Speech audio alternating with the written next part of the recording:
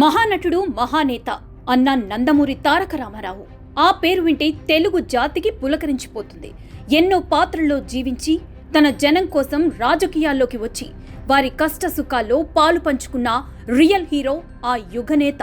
అందుకే ఆయనంటే పార్టీలకు అతీతంగా జనం అభిమానించారు, అభిమానిస్తూనే ఉన్నారు, ఆరాధిస్తారు కూడా. ఒక సాధారణ స్థాయి నుంచి అత్యున్నత స్థానానికి ఎదిగి తెలుగు జాతి చరిత్రలో అజరామరంగా నిలిచిపోయారు. ఒక్క ముక్కలో చెప్పాలంటే తెలుగుదేశం పార్టీకి ముందు తర్వాత అని చెప్పుకునేలా తెలుగు రాజకీయాలను మార్చేసిన జననాయకుడు ఎన్టీఆర్. ఆ ఒక్క పదం 1983 ఎన్నికల్లో ఎంతో మంది సామాన్యులకి రాజకీయ బతుకునిచ్చింది. ఇప్పుడు పొలిటికల్ గా చక్రం తిప్పుతున్న ఎంతో మంది ఎన్టీఆర్ ఇప్పుడు పొలిటికల్ గా చక్రం తిప్పుతున్న ఎంతో మంది ఎన్టీఆర్ బడిలో రాజకీయ ఓనమాలు దిద్దుకుని ఎదిగిన వారే. వెండితెరపై వెలుగొందుతూ పొలిటికల్ ఎంట్రీ ఇచ్చినప్పుడు ఎన్టీఆర్ ఎంతో క్లారిటీతో కనిపించారంటున్నారు ఆయన్ని దగ్గరగా చూసిన వారు.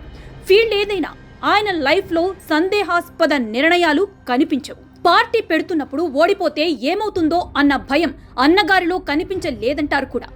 దేశంలో ఉన్న అన్ని పార్టీల నాయకులను, అగ్రదేశ అధినేతలను కూడా గడగడలాడించిన ఇందిరాగాంధీతో పోరాడి గెలవగలమా అన్న అనుమానం కొంచెం కూడా లేకుండానే తెలుగుదేశం పిలుస్తోంది, రా కదలిరా అంటూ పొలిటికల్ ఎంట్రీ ఇచ్చారు అన్నగారు.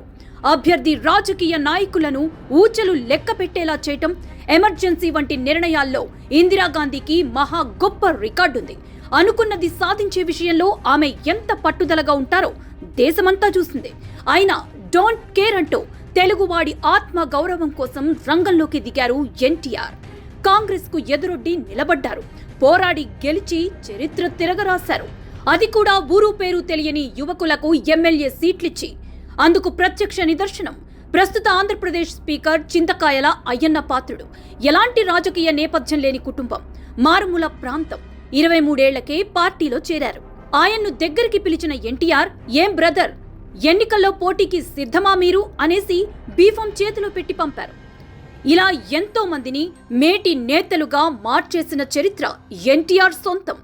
అప్పటి వరకు అప్రతిహతంగా అధికారాన్ని అనుభవిస్తున్న కాంగ్రెస్ ని పాతాళానికి పడేశారు.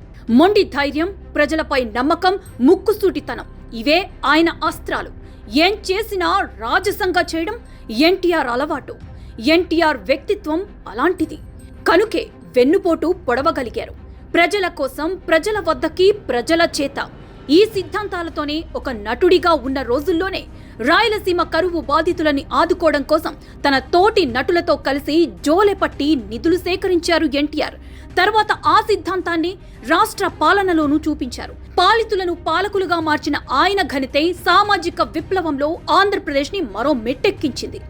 అధికార వికేంద్రీకరణ, బడుగు బలహీన వర్గాలకి రాజ్యాధికారం, ఎంసెట్, 2 రూపాయలకి కిలో బియ్యం, లోక్పాల్ బిల్, స్త్రీలకి ఆస్తిలో సమాన హక్కు, సగం ధరకే చేనేత వస్త్రాలు, వ్యవసాయ రంగానికి సబ్సిడీలు, మహిళా విశ్వవిద్యాలయం, గిరిజన విద్యార్థులకి స్కూల్స్, కాలేజీలు, తెలంగాణలో పటేల్ పట్వారీ వ్యవస్థ రద్దు, మద్యం నిషేధం. ఇలాంటి ఎన్నో విప్లవాత్మకమైన మార్పులు అన్నగారి మానసిక పుత్రికలే. ఆయన ముఖ్యమంత్రిగా ఉన్న కాలమంతా కేంద్రంలో అధికారం బలమైన కాంగ్రెస్ పాలకుల చేతుల్లోనే ఉంటూ వచ్చింది. వారితో పోరాడుతూనే తనని నమ్ముకున్న జనం కోసం అన్ని సంస్కరణలు చేపట్టగలిగారు. అందుకే అంటారు ఎన్టీఆర్ ఈజ్ ఎ లెజెండ్ అని.